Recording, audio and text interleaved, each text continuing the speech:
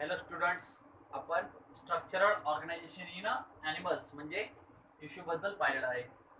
Tissue म्हणजे काय? The group of cells which perform the specific function is called as the tissue. आणि त्या टिश्यूमध्ये पाहिलं होतं आपण epithelial tissue, connective tissue, muscle tissue आणि न्यूरल टिश्यू असे 4 टाइप्स आहेत टिश्यूचे. एपिथेलियल टिश्यू आपलं कंप्लीट झालेलं आहे. कनेक्टिव्ह टिश्यूमध्ये आपण परत त्याचे 3 टाइप पाहिले: loose connective tissue, dense connective tissue आणि irregular connective tissue. Loose current tissue, dense current tissue आणि specialise current tissue. Last lecture मध्ये आपण लूज करंट टिश्यू बद्दल पाहिलं होतं. आज पाहू आपण dense connective tissue. Dense connective tissue. आणि ह्या डेन्स कनेक्टिव्ह टिश्यू मध्ये आपल्याला डेन्स कनेक्टिव्ह टिश्यू मध्ये काय पाहायचं? What is the dense connective tissue? In which fibroblast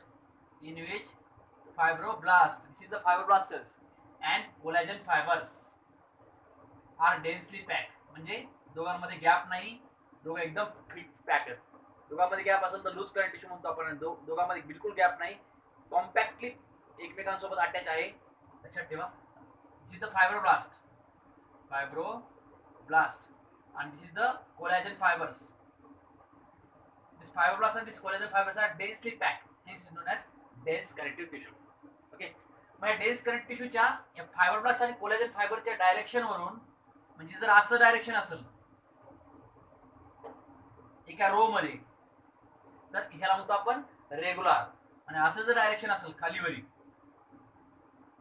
एका रो मध्ये नाही, लक्षात ठेवा, तर त्याला म्हणतो आपण इरेग्युलर.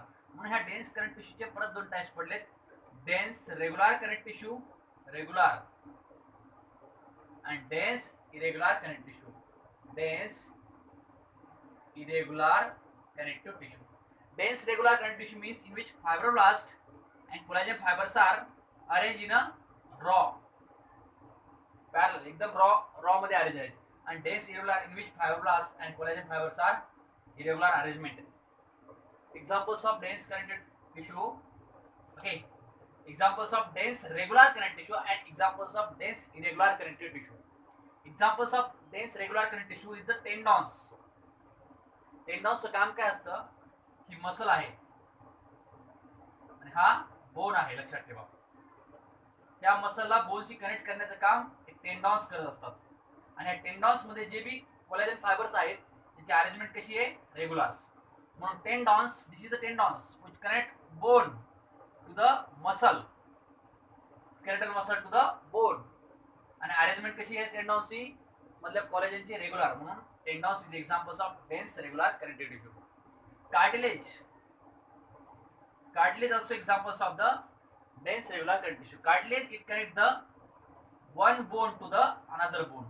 कार्टिलेजचं काम काय असतं? एका बोनला दुसऱ्या बोनशी कनेक्ट करणं. आणि कार्टिलेज मध्ये जे कोलॅजन फायबर असतात ते कसे असतात? Dense regular. म्हणून डेन्स रेग्युलरचे एक्झाम्पल जे आहेत, रेग्युलर म्हणजे त्यामध्ये अरेंजमेंट कशी एका रो मध्ये, कोलॅजन फायबरची अरेंजमेंट कशी रो मध्ये, आणि इरेग्युलर म्हणजे इरेग्युलर अरेंजमेंट एका रो मध्ये दिसत नाही, खालीवरी. मग डेन्स रेग्युलरचे example tendons which connect muscle to the bone and cartilage which connect one bone to the another bones are the good examples of dense regular connective tissue. Examples of dense irregular connective tissue in which collagen fibers are irregularly arranged. Okay, example skin. Skin is the best examples of the skin मध्ये जे बी collagen fibre असतात त्यांची arrangement कशी असते? Irregular. म्हणून skin is the best examples of the dense irregular connective tissue. लक्षात ठेवा, हे झालं डेन्स कनेक्टिव्ह टिश्यू. तिसरा टाइप जो आहे कनेक्टिव्ह टिश्यूचा, आपण ह्याच्या अगोदर पाहिलं होतं लूज कनेक्टिव्ह टिश्यू, दुसरा डेन्स कनेक्टिव्ह टिश्यू, आणि तिसरा जो टाइप आहे कनेक्टिव्ह टिश्यूचा तो आहे स्पेशलाइज्ड कनेक्टिव्ह टिश्यू. आता आपण पाहू स्पेशलाइज्ड कनेक्टिव्ह टिश्यू बद्दल. Specialised connective tissue, last type connective टिश्यूचा. स्पेशलाइज्ड कनेक्टिव्ह टिश्यू कोण कोण देतं? Specialised connective tissue are the blood, bone and cartilage, BBC.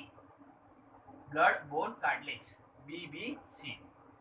Blood is the specialized connective tissue, bone is the specialized connective tissue, and cartilage is the specialized connective tissue. या तिन्ही बद्दल आपल्याला पाहायचंय. आपण तर blood बद्दल फाउंडेशनच्या स्टार्टिंगलाच ब्लड चॅप्टर घेतलेला आपण, बॉडी फ्लुइड आणि सर्क्युलेशन मध्ये. तर आपल्याला माहिती आहे ब्लड बद्दल काय सांगायचंय. Blood is the connective tissue in a fluid form. कोणत्या फॉर्म मध्ये असतं? फ्लुइड मध्ये. ब्लड मध्ये काय काय असतं? 55% प्लाझ्मा, आणि 45% ब्लड सेल्स. ब्लड सेल कोणत्या? आरबीसीज, डब्ल्यूबीसीज अँड प्लेटलेट्स. बरोबर आहे. मग आपण जे स्ट्रक्चर सांगितलं होतं, त्याचं फंक्शन सांगितलं होतं. प्लाझ्मा मध्ये अजून काय असतं? प्लाझ्मा प्रोटीन्स असतात, अल्ब्युमिन, ग्लोब्युलिन, फायब्रोजन. ब्लडचं काम काय असतं? न्यूट्रिशन ट्रान्सपोर्ट करणं, गॅसेस एक्सचेंज करणं. आपण ब्लड मध्ये डिटेल मध्ये पाहिले, त्यामुळे इथे एक्स्ट्रा काही बघायची गरज नाही. आता आज आपण पाहू बोन बद्दल. इथं लक्षात ठेवा. आता बोन जे आहेत, ह्या बोन मध्ये काय असतं? बोन असतात हार्ड, एकदम हार्ड असतात बोन. लक्षात ठेवा, मजबूत. And non pliable. Non pliable, non pliable म्हणजे काय? सॉफ्ट नसतात. लक्षात ठेवा, म्हणजे त्याचा अर्थ हार्ड झाला. लक्षात ठेवा. दुसरं, बोनला म्हटलं जातं it provide the structural framework to the body. Structural framework to body. बॉडीला स्ट्रक्चर देतं. लक्षात ठेवा, हा जो शेप आहे बॉडीचा, हा शेप कशामुळे? बोन्समुळे. कारण bones provide the structural framework to the body. हाताचा असा शेप झाला आहे, ओके. रिप्सचा असा शेप आहे, हेडचा असा शेप आहे. तर कुणामुळे शेप आहे? हा बोनमुळे. लक्षात ठेवा, आकार. ठीक आहे. आणि ह्या बोन मध्ये काय असतं? बोन मध्ये असतं कॅल्शियम साल्ट. सगळ्याला माहिती आहे आपल्याला, कॅल्शियम बोन मध्ये असतं. Salt and collagen fibres. Calcium, salt आणि कोलॅजन फायबर्स या बोन मध्ये असतात. लक्षात ठेवा. आपले वेगवेगळ्या प्रकारचे बोन आहेत. स्कलचे बोन वेगळे, रिब्स बोन वेगळे, लिम्बचे बोन वेगळे, पायाचे बोन्स त्याला लिम्ब बोन म्हणतो आपण. ती लिम्ब बोनला पण वेट बेरिंग बोन म्हणतो. लिम्ब बोन जे असतात, लिम्ब पायाचे बोन जे असतात, weight bearing bone. Weight bearing, weight bearing. Weight bearing म्हणजे शरीराचा जेवढं वजन आहे ते खालचे पायाचे बोन घेत असतात. त्याला फिमर, टिबिया असे बोन म्हणतो आपण. त्याला वेट बेरिंग बोन म्हणतो आपण. अजून बोनचं काम काय असतं? बोनचं काम असतं सॉफ्ट टिश्यू आणि ऑर्गनला प्रोटेक्शन करणं.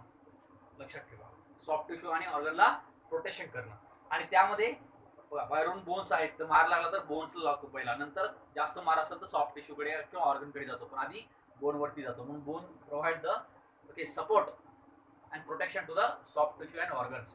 नंतर बोन एवढे हार्ड काय असतात? Because they contain calcium salt and collagen fibres which provides strength to the bone.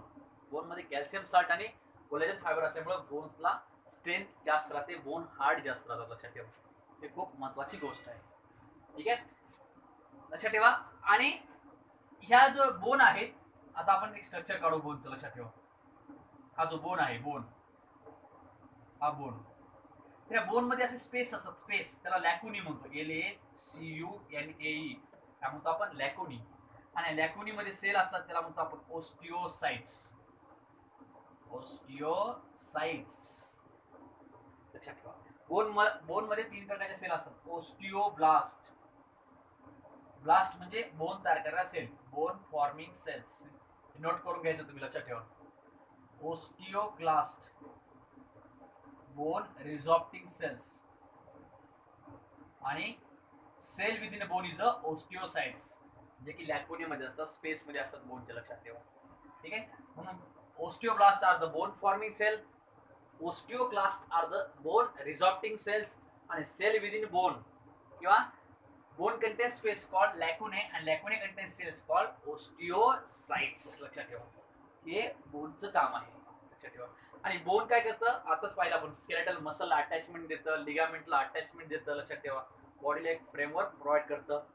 लक्षात ठेवा, बोन मध्ये काय असतं? काही बोन मध्ये बोन मॅरो असतो, जो ब्लड सेल्स सुद्धा तयार करतं. लक्षात ठेवा, आरबीसी आपण पाहतो ना फिटल लाईफ मध्ये, म्हणजे ज्यावेळेस बेबी गर्भाशयामध्ये असतो त्यावेळेस त्याच्या आरबीसी त्या बोन मॅरो मध्ये तयार होतात. म्हणून bone marrow containing some bones are the site of blood cells formations. Okay, this is all about the bone. मग आपण आज काय पाहिलं? Dense connect tissue, loose connect tissue अगोदरच्या लेक्चर मध्ये पाहिलं होतं.